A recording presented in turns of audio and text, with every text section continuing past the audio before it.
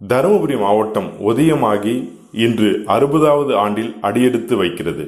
சேலம் ஜில்லா என்று அழைக்கப்பட்ட தமிழகத்தில் பெரிய பரப்பளவு கொண்ட சேலம் மாவட்டத்தில் இருந்து இதே நாளில் 1965ஆம் ஆண்டு தருமபுரி மாவட்டம் புதிதாக உதயமானது. தமிழகத்தின் ஜீவ நதியாக விளங்கும் காவிரி கால்பதிக்கும் மாவட்டமாக தருமபுரி மாவட்டம் சிறப்பு பெற்றிருந்தது. ஒசூர் என்கின்ற தொழில் நகரை தன்னகத்தே கொண்ட தொழில் வளர்ச்சியில் வீறுநடை போட்டது தருமபுரி மாவட்டம். வளர்ச்சியை முன்னிறுத்தி 2004ஆம் ஆண்டு ஒசூர் உள்ளடக்கிய கிருஷ்ணகிரி மாவட்டம் புதிதாக உருவானது.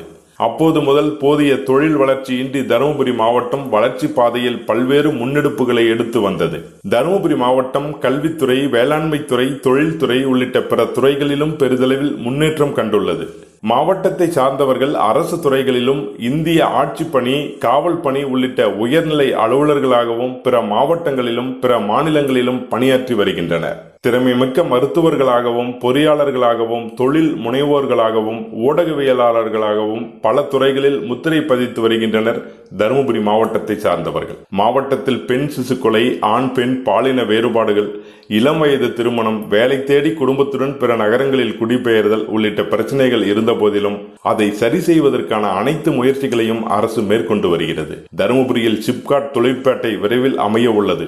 அதற்கான பணிகளை அரசு மும்முரமாக மேற்கொண்டு வருகிறது. இதன் மூலம் மாவட்டத்தில் உள்ள இளைஞர்களுக்கு பெருமளவில் வேலைவாய்ப்பு கிட்டும். சமூக, பொருளாதார உள்ளிட்ட அனைத்து நிலைகளிலும் வரலாறு காணாத முன்னேற்றத்தை தனது 75வது ஆண்டில் இம்மாவட்டம் எட்டும் என்பதில் எவ்வித ஐயமும் இல்லை. தருமபுரியில் இருந்து மா. தண்டபாணி.